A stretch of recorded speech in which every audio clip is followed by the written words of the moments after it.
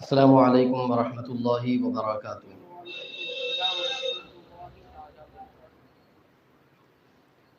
الحمد للہ رب العالمین والعاقبۃ للمتقین والصلاة والسلام علی سید الانبیاء والمرسلین، اما بعد فاعوذ باللہ من الشیطان الرجیم، بسم اللہ الرحمن الرحیم۔ وجعلنا اللیل لباسا وجعلنا النہار معاشا وبنینا فوقکم سبعا شدادا وجعلنا سراجا وهاجا وأنزلنا من المعصرات ماء ثجاجا لنخرج به حبا ونباتا وجنات الفافا، صدق اللہ العظیم۔ پڑھیں الصلاۃ والسلام علیک یا رسول اللہ، الصلاۃ والسلام علیک یا حبیب اللہ، الصلاۃ والسلام علیک یا نبی اللہ، وعلی آلک واصحابک یا نور اللہ، صلی اللہ تعالی علیہ وسلم۔ اللہ تبارک و تعالی قرآن مقدس میں ارشاد فرماتا ہے وَجَعَلْنَا اللَّيْلَ لِبَاسًا وَجَعَلْنَا النَّهَارَ مَعَاشًا۔ اس سے پہلے کی آیتوں کے حوالے سے گزشتہ آپ نے سماعت کیا۔ آج انشاءاللہ العظیم اس چیز کے حوالے سے کچھ اہم باتیں آپ سماعت کریں گے۔ وَجَعَلْنَا اللَّيْلَ لِبَاسًا، اور رات کو پردہ پوش کیا۔ وَجَعَلْنَا النَّهَارَ مَعَاشًا، اور دن کو روزگار کے لیے بنایا۔ یہاں پر آپ دیکھیں کہ اللہ تعالیٰ نے رات کو پردہ پوش کیا، دن کو معاش کے لیے بنایا۔ تو لباس کا جو لفظ آیا ہے وَجَعَلْنَا اللَّيْلَ لِبَاسًا، رات کو پردہ پوش کیا، لباس سے مراد یہاں پر کیا ہے اور لباس کا جو تذکرہ فرمایا گیا، آئیے اس چیز کو بھی آپ سماعت کر لیں تاکہ پتہ چل جائے۔ تو اللہ تبارک و تعالیٰ نے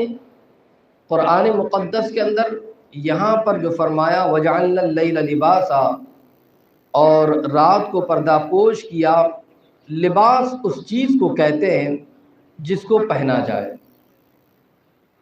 اس لیے کہ لباس کو پہنا جاتا ہے اور جس کو پہنا جائے اسی کو لباس کہتے ہیں۔ مرد کو عورت کا لباس، مرد عورت کا لباس ہے، اور عورت مرد کا لباس، جیسا کہ قرآن مقدس میں اللہ ارشاد فرماتا ہے ہن لباس لکم وانتم لباس لہن، وہ بیویاں تمہارا لباس ہے اور تم ان کا لباس۔ اور پھر لباس کے حوالے سے مزید ایک مقام پر اور فرمایا گیا وَلِبَاسُ التَّقْوَىٰ ذَلِكَ خَيْرٌ، اور تقویٰ کا لباس یہی زیادہ بہتر ہے، تقویٰ کا لباس زیادہ بہتر ہے۔ تو اب تقویٰ کے لباس سے مراد کیا ہے؟ تو فرمایا کہ تقویٰ کے لباس سے مراد حیا ہے، یعنی اللہ تبارک و تعالیٰ کے خوف سے یا عذاب کے ڈر سے فحش کاموں اور دیگر برائیوں کو ترک کر دینا، یہی تقویٰ ہے، اور یہی تقویٰ کا لباس ہے۔ اللہ رب العزت ارشاد فرماتا ہے وَلِبَاسُ التَّقْوَىٰ ذَلِكَ خَيْرٌ، اور تقویٰ کا لباس یہی زیادہ بہتر ہے۔ اور ہر وہ چیز جو انسان کو قبیح چیز سے ڈھانپیں اسی کو لباس کہتے ہیں۔ اب دیکھیں یہاں پر شوہر بیوی کا لباس فرمائے گا ہن لباس لکم وانتم لباس لہن، کہ شوہر بیوی کا لباس ہے، کیونکہ بیوی کی ضروریات اور اس کی خواہش کو پورا کرنے کی وجہ سے وہ بیوی کو فحش کاموں سے اور جو ہے غلط کاموں کے ارتکاب سے روکتا ہے۔ اسی طریقے سے فرمایا گیا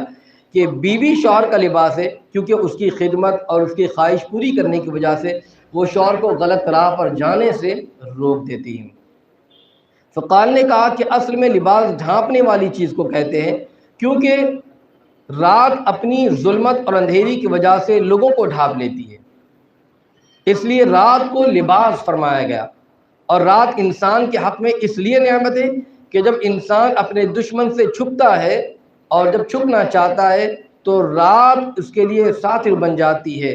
اور جس طرح لباس کی وجہ سے انسان کا جمال اور زیادہ کامل ہو جاتا ہے، تو لباس کی وجہ سے وہ سردی اور گرمی کی ضرر کو دور کر دیتا ہے، ٹھنڈ کے اندر بھی لباس پہنتا ہے تاکہ وہ موٹا لباس پہنے تاکہ وہ ٹھنڈ سے روک دے، جاڑے سے روک دے، گرمی میں پتلا لباس استعمال کرتا ہے تاکہ گرمی اسے زیادہ نقصان نہ پہنچا سکے۔ اسی طرح رات کو نیند کی وجہ سے انسان کا حسن و جمال اور زیادہ ہو جاتا ہے، اور وہ رات جب آتی ہے تو اس کی تھکاوٹ کو وہ زائل کر دیتی ہے، ختم کر دیتی ہے، اور اس کے چہرے کے اضمحلال جو ہے دور ہو جاتے ہیں، تھکن کے آثار دور ہو جاتے ہیں، اور جب وہ صبح اٹھتا ہے تو وہ تر و تازہ ہو جاتا ہے، حشاش بشاش ہو جاتا ہے اور شاد ہو جاتا ہے، شاداب ہو جاتا ہے، اس کے دماغ سے رات کا ہجوم نکل جاتا ہے اور پرسکون ہو جاتا ہے۔ تو اللہ تعالیٰ نے جو ہے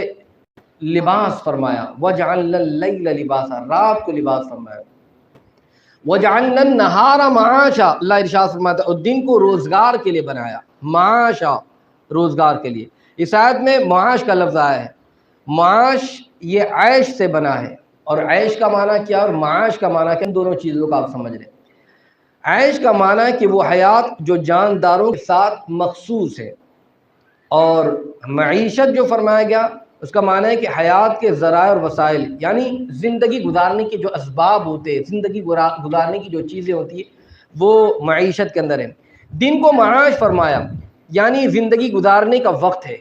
صبح سے لے کر شام تک انسان زندگی گزارنے کے لیے اپنی ضروریات کے لیے محنت کرتا ہے، مشقت کرتا ہے، اور جو ضروریات کے جو اسباب ہے اس کو پانے کے لیے وہ کوشش کرتا ہے، اور اس وقت میں تم کو نیند سے بیدار کیا جاتا ہے۔ اور نیند کے بارے میں فرمایا گیا کہ نیند یہ تو موت کی بہن ہے، گویا اس وقت میں تم کو ازسرنو زندہ کیا جاتا ہے۔ اس وجہ سے دن کو معاش ہونا بندوں پر اللہ تبارک و تعالیٰ کی نعمت ہے کہ اللہ تبارک و تعالیٰ نے پھر زندگی عطا فرمائی، اور تم اپنی ضرورت کو پوری کرنے کے لیے آپ جو ہے ضروریات کے سامان کو مہیا کرنے کے لیے نکل جاتے ہو، اللہ کی نعمت کو تلاش کرتے ہو۔ کیا ہم نے بشریت کی زمین کو تمہاری استراحت کا پالنا نہیں بنایا، اور بشریت کے منافع کے انواع کے پھیلنے کا جو ذریعہ نہیں بنایا؟ تمہارے نفوس کی شقاوت اور دلوں کی سختیوں کے پہاڑوں کو بشریت کی سرزمین کے قیام کا ستون اور پائے نہیں بنایا؟ ستون اور پایہ بنایا، اور تم کو جوڑے جوڑے بنایا، روح کا جوڑا، نفس کا جوڑا، اور پھر اس کے بعد دل کو مذکر اور نفس کو مؤنث بنایا، اور تمہاری نیند کی غفلت کو راحت میں تبدیل کر دیا تاکہ تم لذتوں اور شہوتوں کو پوری حاصل کر کے استراحت کر سکو، آرام پا سکو، اور تمہاری طبیعتوں کی رات کو تمہارے دن کی روحانیت کے لیے پردہ بنایا، اور تمہارے دن کی روحانیت کو معاش بنایا جس میں تم اللہ تبارک و تعالیٰ کی اطاعت اور اس کی عبادت کر سکو۔ اللہ نے اپنی نعمتوں کا تذکرہ فرمایا، یہ ساری نعمتیں اللہ تعالیٰ نے جو تمہیں عطا فرمائی۔ یہاں پر دیکھیں بھی اللہ تبارک و تعالیٰ نے قرآن مقدس میں آگے ارشاد فرمایا، وَبَنَيْنَا فَوْقَكُمْ سَبْعًا شِدَادًا، اور تمہارے اوپر 7 مضبوط چنائیاں چنی، یعنی تعمیر فرمائی، یکے بعد دیگے، ایک آسمان، اس کے اوپر دوسرا آسمان، تیسرا آسمان، 7 مضبوط چنائیاں چنی، 7 مضبوط تعمیر جو اللہ تعالیٰ نے فرمائی۔ یہاں پر ایک چیز یہ آپ یاد رکھیں کہ اللہ تعالیٰ نے فرمایا وَبَنَيْنَا فَوْقَكُمْ سَبْعًا شِدَادًا، شدادہ کا لفظ آیا ہے، یہ شدیدہ کی جمع ہے، یعنی جس کی تخلیق مضبوط ہو، محکم ہو، اور وقت گزرنے میں اس میں کوئی تغیر واقع نہ ہو، تبدیلی واقع نہ ہو، اور اس میں نہ کوئی ٹوٹ پھوٹ ہو سکے، نہ اس میں کوئی شگاف پڑ سکے۔ اب دیکھیں جب کوئی تعمیر ہوتی ہے کوئی عمارت تو ایک وقت کے بعد وہ کمزور ہو جاتی ہے، پھر اس میں کبھی کبھار شگاف پڑ جاتی ہے، وہ ٹوٹنے پھوٹنے لگ جاتی ہے، مگر اللہ تبارک تعالیٰ نے ایسی مضبوط چنائیاں چنی ہے کہ جس میں کوئی ٹوٹ پھوٹ کا معاملہ نہیں، جس میں کوئی شگاف نہیں ہے، اور بالکل مضبوط اور محکم ہے۔ اب یہاں پر دیکھیں کہ اللہ تعالیٰ ایک مقام پر ارشاد فرماتا ہے سورہ انبیاء میں کہ وَجَعَلْنَا السَّمَاءَ سَقْفًا مَحْفُوظًا، اور ہم نے آسمان کو محفوظ چھت بنا دیا، محفوظ چھت بنایا۔ اس آیت میں جو اللہ تبارک و تعالیٰ نے فرمایا، بنینا کا جو لفظ ہے اس کا معنی ہے کہ ہم نے بنیاد رکھی، اور بنیاد کہاں ہوتی ہے؟ ہر کوئی جانتا ہے کہ بنیاد جو پایا ہوتا ہے، فاؤنڈر جو ہوتا ہے وہ زمین کے نیچے ہوتا ہے، بنیاد نیچے ہوتی ہے، تو ہم نے بنیاد رکھی، اور بنیاد جو ہوتی ہے وہ مکان کے نیچے ہوا کرتی ہے، اور جو چھت ہوتی ہے وہ چھت اوپر ہوتی ہے۔ اب اس کی بنیاد ہے، یہ بنیادیں نیچے ہیں، اس کی جڑیں نیچے تک ہیں، اور پھر جو چھت ہوتا ہے یہ اوپر کو ہوتا ہے۔ اب تو چھت بنانے کے لیے لفظ بنینا کو لانے کی کیا حکمت ہے؟ یعنی اللہ تعالیٰ نے جو آسمان بنایا، جو اوپر جو چھت بنائی، اس میں بنیاد کا تذکرہ کیا جا رہا ہے، تو اس کا جواب یہ ہے کہ بنیاد ٹوٹ پھوٹ سے محفوظ رہتی ہے، بنیاد میں ٹوٹ پھوٹ نہیں ہوتی، وہ محفوظ رہتی ہے، مضبوط ہوتی ہے، جبکہ چھت میں ٹوٹ پھوٹ کا خطرہ ہوتا ہے۔ لفظ بنینا کا لفظ لا کر یہ ظاہر فرمایا کہ چھت بھی یہ مضبوط، بنیاد کی طرح چھت بھی اللہ تعالیٰ نے مضبوط بنائی ہے۔ جیسے بنیاد پایا جو ہوتا ہے مضبوط ہوتا ہے، جس میں ٹوٹ پھوٹ نہیں ہوتا، ویسے اللہ تعالیٰ نے جو چھت بنائی ہے یہ چھت بھی بالکل مضبوط ہے، جس میں ٹوٹ پھوٹ کا امکان نہیں ہے، ٹوٹ پھوٹ کے خطرے سے جو ہے یہ باہر ہے۔ اب آگے اللہ تعالیٰ ارشاد فرماتا ہے وَجَعَلْنَا سِرَاجًا وَهَّاجًا، اللہ ارشاد فرماتا ہے اور ان میں ایک نہایت چمکتا چراغ رکھا۔ اللہ تعالیٰ نے جو مضبوط چنائیاں چنی، اب اس میں وَجَعَلْنَا سِرَاجًا وَهَّاجًا، ان میں ایک مضبوط ایک نہایت چمکتا چراغ رکھا۔ اس آیت میں وہاج کا لفظ ہے، یہ مبالغہ کا صیغہ ہے اور یہ ہے وہاجہ سے بنا ہے، جس کا معنی ہوتا ہے روشن ہونا، چمکنا، بھڑکنا۔ تو اس کا معنی ہوا کہ بہت زیادہ روشن، ایک جو چراغ رکھا ہے جس کو ہم سورج کہتے ہیں، بہت زیادہ روشن رکھا، بہت زیادہ، جب وہ طلوع ہوتا ہے تو پوری روئے کائنات جو ہے وہ روشن ہو جایا کرتی ہے۔ ایسا مضبوط اور ایسا روشن چراغ اللہ تبارک و تعالیٰ نے رکھا۔ اور پھر اس کے بعد مزید یہ فرمایا جا رہا ہے کہ آگے اللہ تعالیٰ ارشاد فرماتا ہے وَأَنزَلْنَا مِنَ الْمُعْصِرَاتِ مَاءً ثَجَّاجًا، اللہ ارشاد فرماتا ہے اور پھر بدلیوں سے زور کا پانی اتارا، بادلوں سے بدلیوں سے زور کا پانی اتارا۔ معصرات کی تفسیر میں حضرت ابن عباس رضی اللہ عنہ اللہ تبارک و تعالیٰ عنہ سے دو روایتیں ہیں۔ ایک روایت ہے کہ اس سے مراد وہ ہوائیں ہیں جو بادلوں کو چیر دیتی ہے، اور دوسری روایت ہے کہ اس سے مراد بادل ہے، کہ معصرات سے مراد وہ تند اور تیز ہوائیں جو بادلوں کو چیر دیتی ہے، جیسا کہ قرآن مقدس میں اللہ ارشاد فرماتا ہے اللہ الذی یرسل الریاح فتثیر سحابا، یعنی اللہ ہوائیں چلاتا ہے جو بادلوں کو اٹھاتی ہے۔ تو وہ تیز ہوائیں، تند ہوائیں چلتی ہے، پھر اللہ تبارک تعالیٰ نے اسے جو ہے پانی کو برساتا ہے۔ تو یہاں پر آپ دیکھیں کہ اس کے بعد اللہ تبارک و تعالیٰ اس کا اپنی اس نعمت کا تذکرہ فرمانے کے بعد اللہ ارشاد فرماتا ہے لِنُخْرِجَ بِهِ حَبًّا وَنَبَاتًا وَجَنَّاتٍ أَلْفَافًا، کہ اس سے پیدا فرمائیں اناج اور سبزہ اور گھنے باغ۔ اب یہ جو پانی بادل ہے جو تیز و تند ہواؤں کے طرح چلتے ہیں، اس سے پھر بدلیاں برستی ہے، پہلے پانی نازل ہوتا ہے، اب اس سے کیا ہوتا ہے تو اللہ تعالیٰ نے جو ہے گھنے باغ بنائے، سبزیاں اگتی ہے، اس سے اناج اگتا ہے۔ اب اس کو آپ یوں سماعت فرمائے کہ اللہ تعالیٰ نے ارشاد فرمایا جب یہ پانی زمین تک پہنچ جائے گا اور مٹی اور بیج سے مختلط ہو جائے گا تو ہم اس سے غلہ اور سبزہ اگائیں گے۔ غلے سے مراد وہ زرعی پیداوار ہے جو انسان کی خوراک بنتی ہے، زمین کے اندر اللہ تعالیٰ نے وہ خوراک رکھی، جیسے گندم، جو، چاول اور مختلف قسم کی دالیں۔ اور سبزہ سے مراد مختلف اقسام کا جو ہے چارہ ہے، قسم قسم کے جو ہے چارے اللہ تعالیٰ نے جو اگائے ہیں، اور جو جانوروں کی بھی خوراک بنتے ہیں۔ اللہ تعالیٰ نے انسانوں اور حیوانوں دونوں کی خوراک کا بندوبست فرما دیا، اور اللہ ارشاد فرماتا ہے دیکھیں میرا رب اتنی نعمتیں عطا فرماتا ہے، اور مولا تبارک تعالیٰ سورۃ طٰہٰ میں ایک مقام پر ارشاد فرماتا ہے کُلُوا وَارْعَوْا أَنْعَامَكُمْ، تم خود کھاؤ اور اپنے جانوروں کو چراؤ۔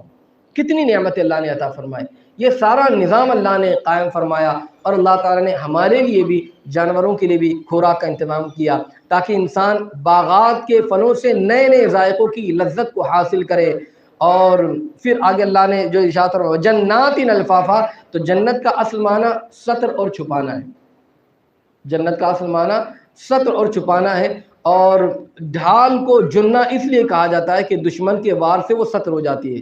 دشمن کے وار کو چھپا دیتی ہے۔ اور گھنے باغات سے مراد کھجور اور دوسرے پھلوں کے باغات ہیں۔ اور الفافا جو فرمایا وجنات الفافا، الفافا کے معنی میں کہ ایک دوسرے سے لپٹے ہوئے ہونا، یعنی گھنے شجر اس درخت کو کہتے ہیں کہ جس میں بکثرت یعنی زیادہ مقدار میں گھنی اور سایہ دار شاخیں ہوتی ہے، اور درخت کی شاخیں جب ایک دوسرے میں گھنی ہوئی ہوتی ہے تو وہ گھنا درخت ہوتا ہے اور بہت اچھا اور بہت خوبصورت معلوم ہوتا ہے جو گھنا درخت ہوتا ہے۔ تو اللہ تبارک و تعالیٰ نے ان تمام نعمتوں کا تذکرہ فرمایا۔ تو اللہ تبارک و تعالیٰ نے اتنی نعمتیں عطا فرمائی، جو کچھ اللہ تعالیٰ نے زمین بنایا، آسمان، اور پھر اس کے بعد سورج کو پیدا فرمایا، بادل، پانی کا انتظام، یہ ساری چیزیں، یہ نعمتیں، یہ گھاس پھوس، یہ سبزے، یہ کھانے پینے کے سامان، اتنی ساری نعمتیں عطا فرمائی۔ اب اس کے بعد یہ ساری نعمتیں ہمارے لیے اللہ نے فرمائی ہے۔ اب اس کے بعد اللہ تبارک و تعالی نے فرمایا کہ جو کچھ نعمتیں عطا کی ہیں دنیا میں آنے کے بعد عبادت و بندگی کرو۔ اس لیے آگے کی آیت میں انشاءاللہ آپ آئندہ سماعت کریں گے کہ پھر اس کے بعد ایک دن فیصلے کا دن آئے گا، قیامت کا دن ہوگا، پھر ان تمام چیزوں کا حساب لیا جائے گا۔ تو پھر اس کے بعد دوبارہ انسان کو زندہ کیا جائے گا اور حساب اور کتاب کا معاملہ ہوگا۔ آگے انشاءاللہ ان تمام چیزوں کا تذکرہ ہے کہ قیامت کا دن ہوگا اور حساب اور کتاب کا معاملہ ہوگا، اور پھر کس طریقے کا معاملہ ہوگا قیامت کے حوالے سے، موت کے بعد دوبارہ زندہ ہونے کے حوالے سے انشاءاللہ آپ اس کو آگے سماعت کریں گے۔ اللہ تعالیٰ کی بارگاہ میں دعا ہے کہ اللہ تعالیٰ ہم تمام کو جو ہے اس کی بندگی اور عبادت کرنے کی توفیق عطا فرمائے، گناہوں کو معاف فرمائے، اور عبادت و بندگی کرتے ہوئے اپنی زندگی گزارنے کی توفیق عطا فرمائے، بے حساب و کتاب ہماری بخشش و مغفرت فرمائے۔ استغفر اللہ العظیم الذی لا الہ الا هو الحی القیوم واتوب الیہ وما علینا الا البلاغ المبین۔ السلام علیکم۔